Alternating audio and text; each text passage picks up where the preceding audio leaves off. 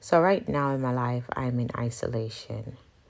It started in April after I turned 33. During this time, I was invited by my coach to a meeting, a woman empowerment meeting. And this woman from America prophesied over my life.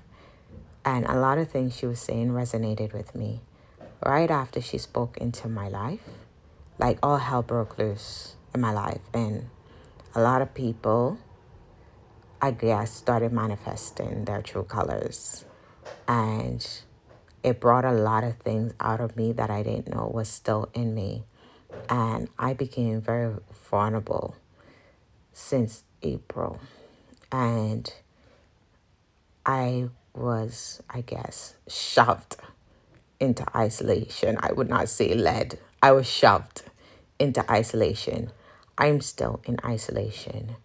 I just wanted to share with you guys where I am at. And at first, I was being very human, right? I was being very human and I wasn't looking at the situation in a spiritual way.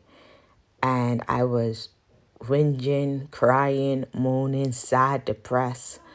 And I realized that God was pulling me back in and really drawing me closer to Him for a new life and a new season and newness.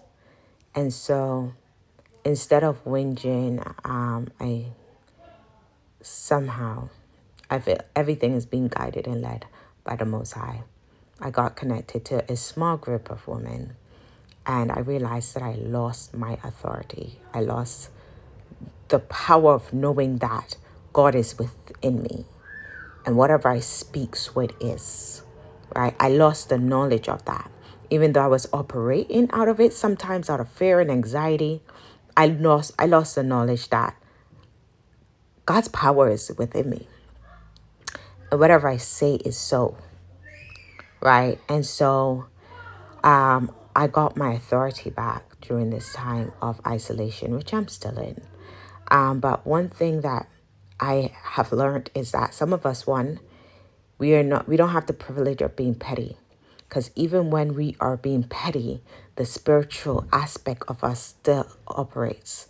And we are still operating out of a spiritual place, even though we are moving from a physical place out of our logic in pettiness.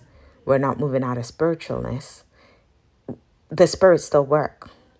And so some of us, we are being petty, but out of our pettiness, we are destroying people's lives, right? We can't afford to be petty.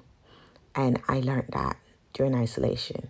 Another thing that I'm learning now is some of us are easily triggered, easily provoked. I am. And easily moved, especially when it comes to our household. And God is working on me in that area. So I saw a reel and the woman said, do not be moved, do not be provoked, do not be... She said three things. I wrote them down.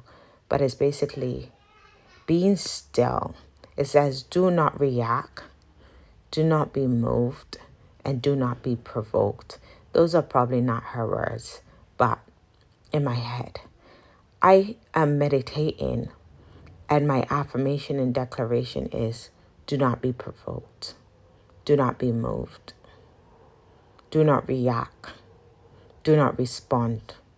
With my children, with my husband, with my situation, with my life, I am speaking and I'm saying, Ken, do not be moved, do not react, do not respond, and do not be provoked. And what I realize God is working on in this season of my life is me seeing a situation, seeing a event occurring, and me being able to be still in my mind, in my words, in my heart, in my spirit. Just be still. And however I respond to the situation, if I even respond, is out of authority, is out of self-discipline and self-control. And so I hope this helps someone. If you are in isolation, just know that God is isolating you for a lesson. And there can be many lessons. I know God has so much more for me to learn and so much more for me to grow and become. And I am accepting the fact that I am in isolation. I am okay with the fact that I am in isolation. I'm ready for the changes. It's going to be difficult. It's going to be hard, right? It's not going to be easy, but I am ready to put in the work. I'm ready for the change. I'm ready. The question is, are you ready? Are you ready to face the storm of yourself, the reflection of yourself, the things within you that is ugly, and be okay? I see you, and I'm ready to work.